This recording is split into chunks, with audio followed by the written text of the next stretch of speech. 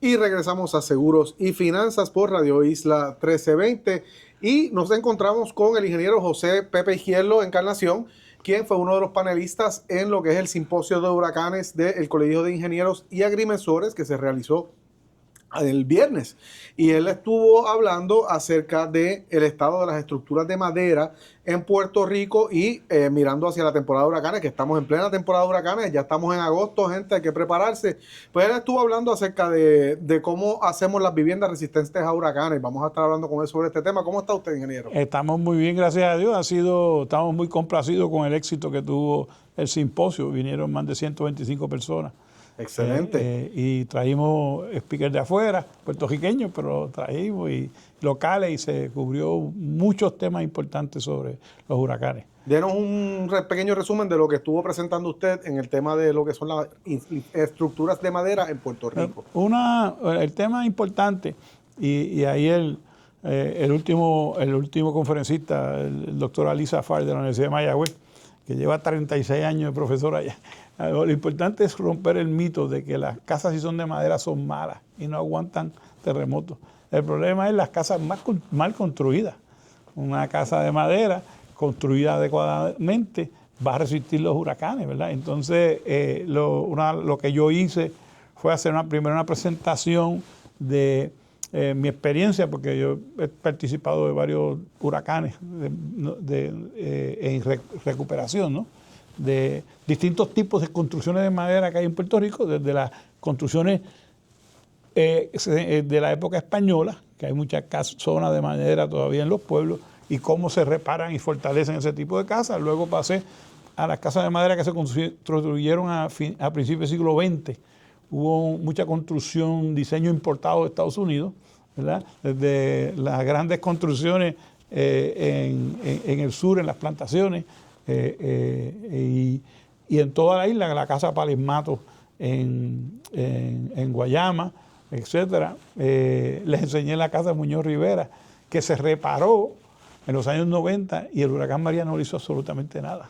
Pues se reparó y tú respetas patrimonialmente la casa histórica, pero hoy en día existe la tecnología para que la casa aguante el huracán.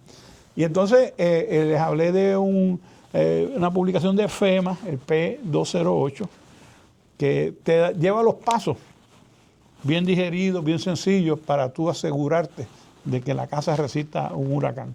Y eso fue lo que yo cubrí en la conferencia de hoy. ¿Tiene usted algún estimado de cuántas casas de madera existen en Puerto Rico? ¿Cómo ese inventario ahora mismo de estructura, no solamente casas, sino edificios? ¿Hay algo que pueda darnos en términos de cuán frecuente o cuántas quedan? Fíjate que el huracán María dañó 250,000 viviendas. ¿Okay? De esas, se repararon, que tenían techumbres de madera, 170,000 viviendas. Eso nos da un estimado de cómo está, porque en Puerto Rico, desde que se hizo una fábrica de cemento, en los años 40, pues la gente empezó a pensar como que las casas construidas en concreto con cemento eran una mejor manera de vivir, más segura para la familia, ¿verdad? Así que esa tipología de construcción se redujo significativamente. Y así que debemos estar ahí cerca de eso, del 250,000 de casas en madera todavía. Y viendo, ¿verdad?, luego de la experiencia del huracán María, que es el más fuerte, ¿verdad?, que lo que se hablaba eran los toldos azules. Los toldos azules iban por encima de muchas de esas casas que de grande madera. Todavía quedan. Que eso mismo le iba a preguntar, ¿usted cree que si, ¿verdad?, Dios no lo quiera, volvemos a pasar por otro huracán? ¿Hemos aprendido de eso? Usted dice que todavía quedan, o sea que hay mucha gente viviendo en vivienda y todavía vive gente ahí. Lo que pasa es que el programa de la reparación de residencias funcionó muy bien. Un programa donde lo hicieron muy agresivamente y en 2 años habían atendido esa cantidad de viviendas. Separó el gobierno federal la isla en 7 áreas. Se trajeron 7 megacontratistas con bolsillos que aguantaran el empuje de la burocracia federal. Uno de ellos era puertorriqueño, hubo una empresa que cualificó. Y esas casas se repararon. Pero por otra parte, asignado por el propio presidente Trump en el 2018, se asignaron $22,000 millones para hacer 50,000 viviendas nuevas, porque eran casas que identificaron en las inspecciones que el terreno unas no se podía construir en ellas, esos terrenos no servían, eso eran como 10.000 casas de las 50, las otras 40.000 se podían reconstruir en sitio. Lamentablemente, la burocracia se ha tragado el Departamento de la Vivienda y 9 años después hay 3.500 construidas. Wow. O sea que hay 46.500 sin construir. Y esto presenta el primer tema, obviamente, que hay 46.500 familias que no le construyeron su casa o no la construyeron. Pero imagínate tú el impacto económico, que estas son casas regadas por toda la isla, ¿verdad? Que tendrían toda la fajetería que hay por todo el país. O sea, más allá, además de hacer esto, ¿verdad? Y a mí eso me preocupa porque esas casas obviamente están por ahí sueltas. Esa gente migraron a otra cosa, viven con un vecino, viven con un pariente, o sea, y es trágico, porque esos dinero está en una gaveta. Y un día Trump le da una jebata allá y dice, mira, ya hay 20.000 millones en una gaveta. Bueno, y eso que usted está diciendo no es hipotético, es lo que acaba de pasar en las Islas Vírgenes. En las Islas Vírgenes le acaban de una asignación de creo que eran 1.500 millones de dólares que se le engavetaron el Departamento de la Vivienda Federal, porque pusieron ellos, incluso cuando lo informaron, pusieron los datos y le habían dado, por ejemplo, dinero para 349 hogares y creo que se habían construido, ¿sabes? Cero. Habían construido algunas cosas, pero y lo que hicieron fue mirar esos números, cortaron el financiamiento. Eso es una realidad para Puerto Rico y de eso no hablamos mucho, ¿verdad? Es una realidad. Estamos enfocados en las crisis, más crisis, pero esto es una realidad. Y ese dinero está en una gaveta, como digo yo, 20 y pico mil millones sin usar todavía.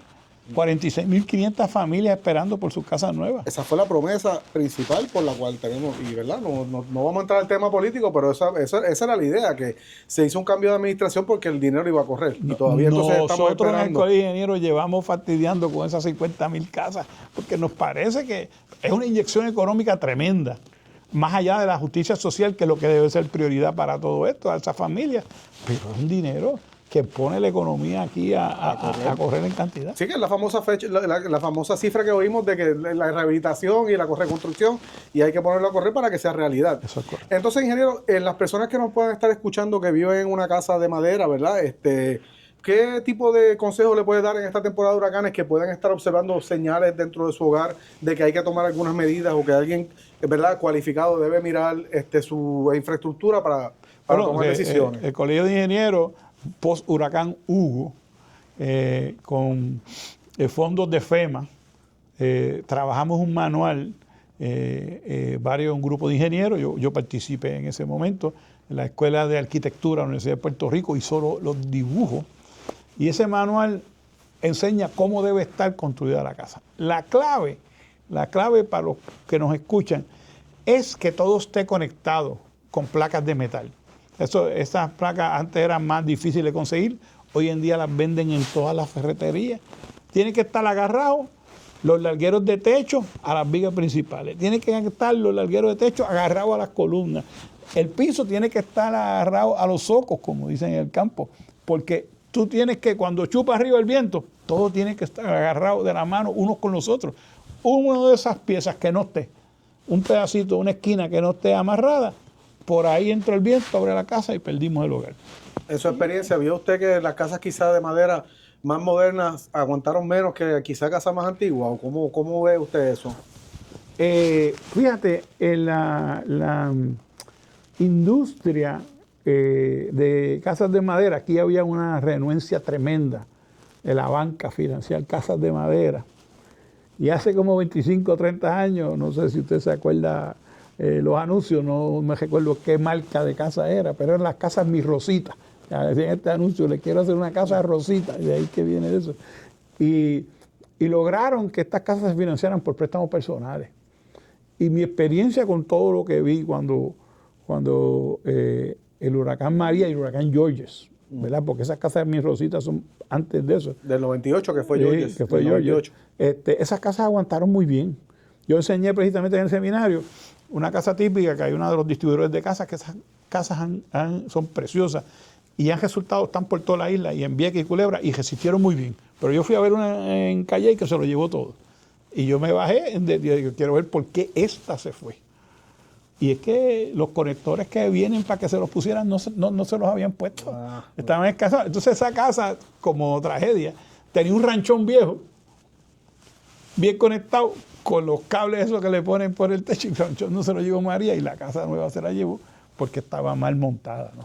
Así que esos conectores existen en todas las ferreterías mayores, para no darle un anuncio aquí a nadie, las tienen, pero manuales como ese, hay manuales en el internet de todas clases de colores con eso. Se puede reforzar la casa que se resiste. Y tengo que preguntarle, ingeniero, usted estuvo en el gobierno también, usted conoce los procesos, ¿cómo ve lo que en términos de la infraestructura de agua y electricidad en estos momentos como estamos en Puerto Rico? Que de su visión, vea qué podemos hacer, algún consejo que usted pueda darle a la ciudadanía y al gobierno de Mira, qué cosas quizás podemos estar haciendo diferentes. Hay que hacer dos cosas. Nosotros a veces se nos pierde, vemos las cosas muy enfocadas en una línea de pensamiento. O sea, no podemos ignorar lo que pasa con la estructura de que el país quebró. Eso tuvo un efecto en la infraestructura terriblemente. ¿Por qué tiene que ver la quiebra con eso? Porque cuando el gobierno no tenía dinero suficiente, ¿qué es lo primero que las agencias cortaban de infraestructura? El mantenimiento. El mantenimiento. Y eso nos ha afectado en todo. Y eso añadido, perdona que dé un paso hacia atrás, acueducto, en los 90, ese fue el dolor de cabeza grande de Hernández Colón. El dolor de cabeza, y Hernández Colón le puso un montón de dinero.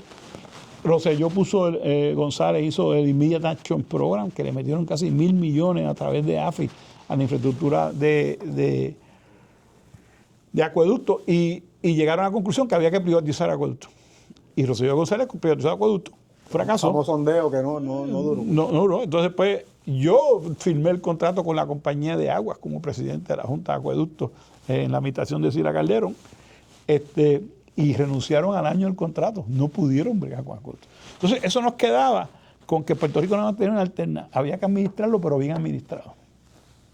Y don Juan Agosto Alicea, que en ese momento era presidente de Acueductos, logró negociar con los PNP en la legislatura que se hiciera una ley nueva de acueductos para mover que el director ejecutivo fuera apolítico, que fuera un nombramiento que trascendiera las administraciones. Y era un nombramiento de 6 años con unas penalidades muy grandes para la autoridad si sacaban al director con un cambio de gobierno. ¿Okay? Eso quedó en nada. No, funcionó exitosamente. Sí, ¿cuánto? Eso funcionó. En la administración Calderón empezó, la administración Acevedo Vilá, la administración Fortuño, y si tú te recuerdas bien en María, Acueductos no fue un escándalo en María. No. Acueducto, ¿cómo se llama este ingeniero? Que fue excelente. A mí me da una pena cuando él renunció, como un año después de María. Sí, que él estuvo también en reciclar, en la agencia de reciclaje. Este muchacho, sí, sé que usted dice. Oye, Acueducto funcionó. Oye, se fue el agua porque el país se fue por la bomba, como decía el general Buchanan. Aquí parecía que había explotado una bomba nuclear en Puerto Rico. Esa fue la descripción del general Buchanan de USACE. Mira, hasta ahí llegó y funcionaba bien. ¿Qué pasó de ahí? Desde ese momento se politizaron las agencias fuertemente, terriblemente, lo tengo que decir. Se politizó.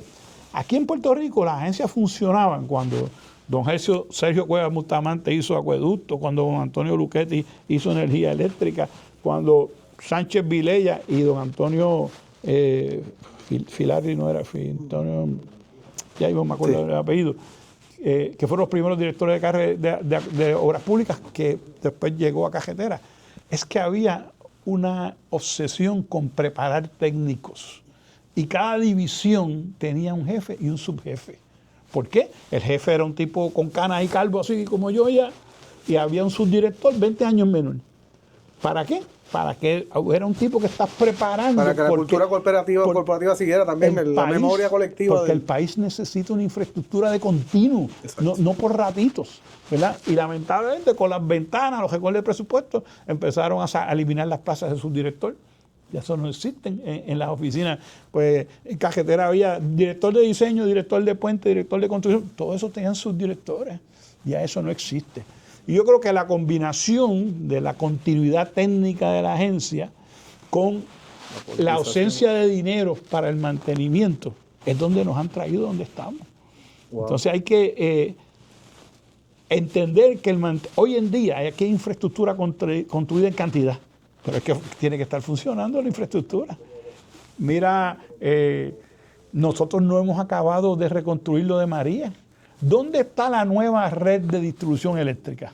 No hay una sola torre puesta en 9 años. ¿Cómo es posible? O sea, porque yo puedo entender que hay unos procesos más complicados, pero el famoso lazo, que fue lo que mantuvo a Puerto Rico con luz tantos años, para los que no conocen lo que es eso, el servicio de energía eléctrica tenía como una autopista en forma de óvalo. Eso le llamaban el lazo, que eso interconectaba todos los sistemas de distribución principales. ¿Para qué? Por si tengo una falla en una generatriz, el sistema se redistribuye. Todo eso se desbarató en María. ¿Y por qué no empezó a construir el lazo? Porque, o sea, cosas tan sencillas. ¿Cuánto? Yo le decía a un amigo mío, pero mira, ¿cómo tú sabes todas las torres que ya pudieran haber instalado? Porque sabemos para dónde van los lazos. Tú puedes no estar seguro cuál es la tecnología que vas a usar en la planta nueva en Aguirre o qué planta nueva vas a usar en Palo Seco. Puede que eso no lo tengan definido, pero para dónde vamos sabemos dónde es. Sí. Y entonces lo que la gente tiene que entender, lo difícil que es esto de energía eléctrica, es que yo no puedo subastar todas las plantas a la vez. Porque ¿de dónde saco la luz? Yo tengo que la primera construirla y que tenga más capacidad de lo que se suponía.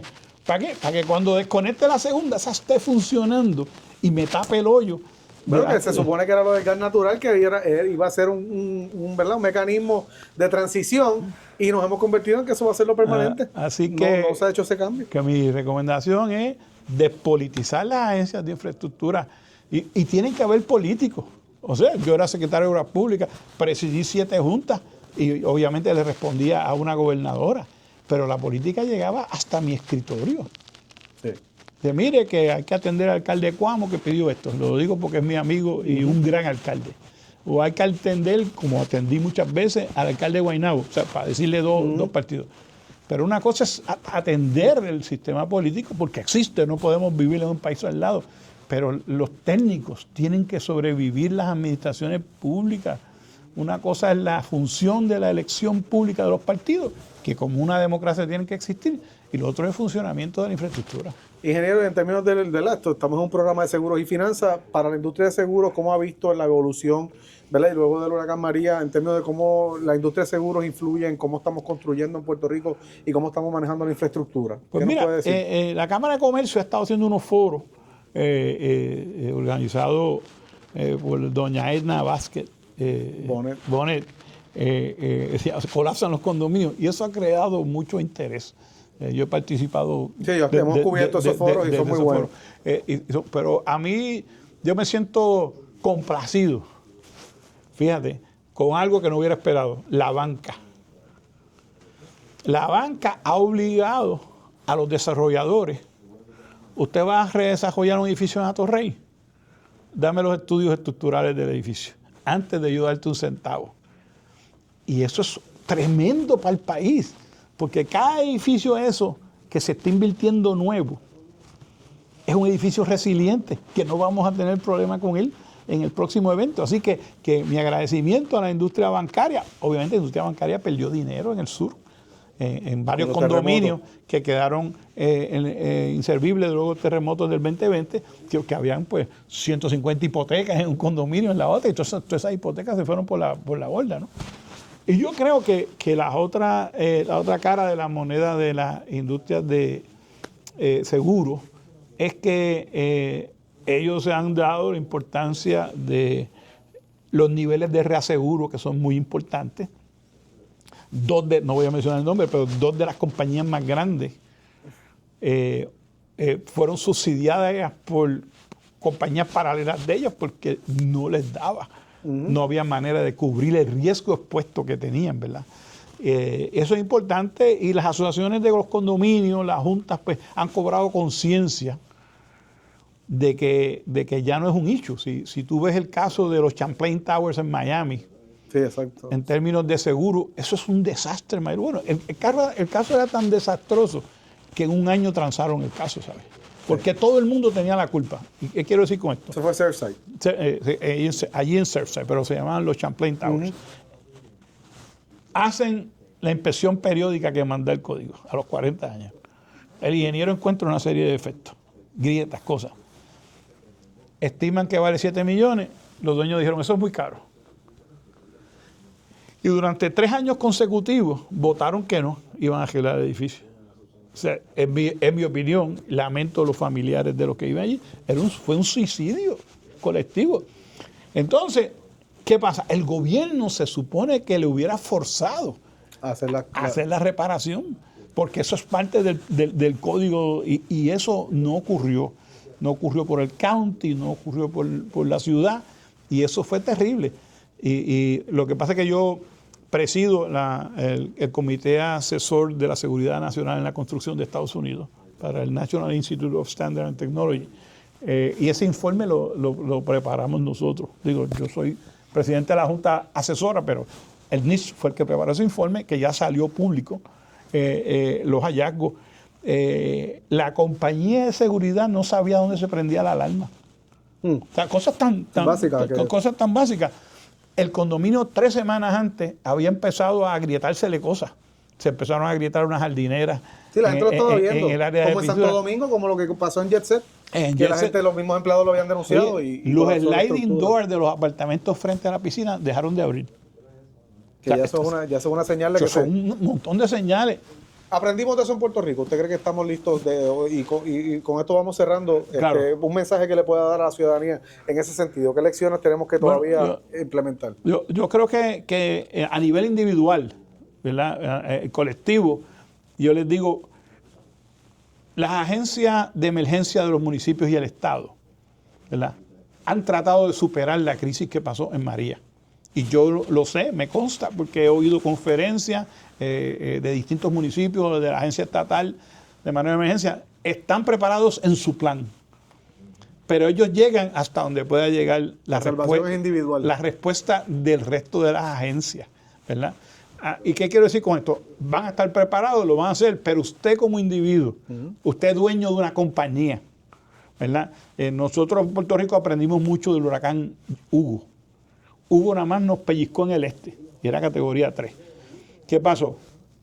Cuando vino George, todos los colmados tenían generadores, los fast food tenían generadores, y después de George los fast food abrieron al otro día. O sea, el empresario tiene que prepararse para este tipo de eventos, para los tipos de problemas como los terremotos, igual, pero las personas como individuos tienen que prepararse.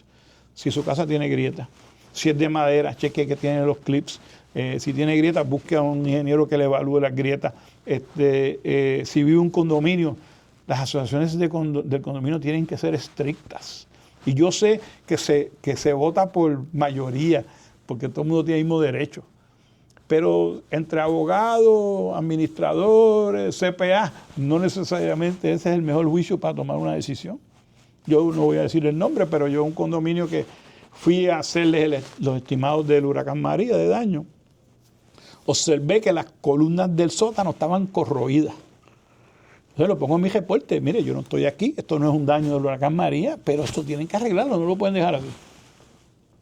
Me piden otro informe, lo hago y las columnas igual. Y vuelvo a se lo reparto. Entonces después, como a los 2 años me llaman porque tienen un problema entre vecinos en un penthouse, para que yo dé mi opinión. Y yo le digo, bueno, aquí está toda la asamblea, el récord está prendido, quiero decir para récord. Y llevo 3 años diciendo que las columnas del sótano están corroídas. Ya me descargué de mi responsabilidad. Aquí está toda la asamblea. La responsabilidad de ustedes completamente, se lo he dicho por escrito 3 veces. ¿Okay? ¿Están claros?